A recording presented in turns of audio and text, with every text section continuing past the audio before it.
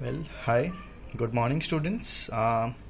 As you know that we are all under lockdown and perhaps we are not able to move out from our houses.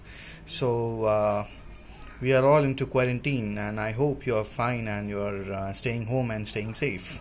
Well, uh, as you know that we will have to stay home and fulfill our national responsibility towards this epidemic.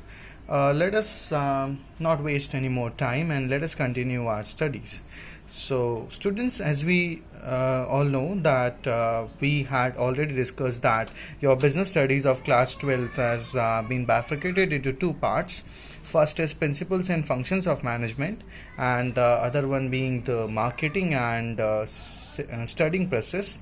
Well, so we started the first part, that is principles and functions of management, and as you know what we had studied up to now, we came to know that what is effectiveness, what is efficiency, what are the importance of planning, organizing, staffing, directing and controlling. So we will be continuing on to our next part, that is functions of management. But before that, just have a recap of what is management.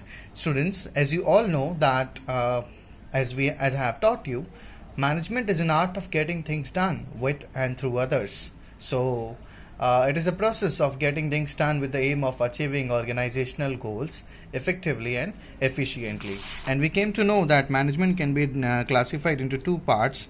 First is the process and the other one is effectiveness and efficiency.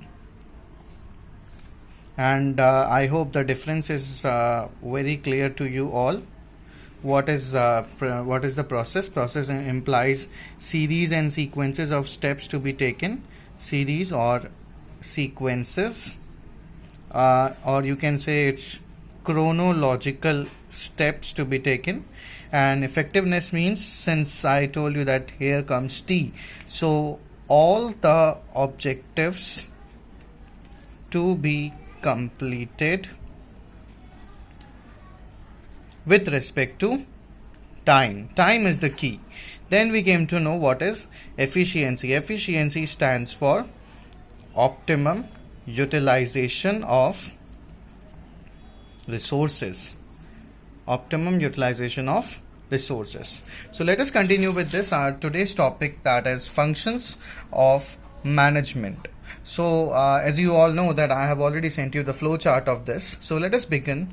What is function of management? Well, as we came to know that management is a continuous process, and here all the people who are associated with the management, they are involved in the process of planning, organizing, staffing, that is your human resource management, or let us say HRM, directing and controlling. So today we are going to study the main basic element, that is planning. Well, I told you that every manager follows this chronological step of process. First they plan, then they organize, then they staff, then they direct, and then they control. In a brief sense, we can say that first, planning stands for deciding in advance what to do, setting up your objectives or targets. Then you set departments and you arrange resources under organizing. Then as a manager, you select efficient and sufficient employees who are going to do the work. Then you motivate them and guide them, and you provide them leadership as a manager under directing. Then comes the controlling part, where you are going to plan your derivatives, you are going to measure your performance, and then taking into account your past experiences, you form up another plan. Remember this arrow, this is again moving towards planning. So it's all runs in a cycle. It's a continuous process. So let us study the main element today, that is planning. So students, as you all know that I always like to start with a quote to understand the things better. So here's a very good quote for you, that if a company fails to plan, the company is planning to fail.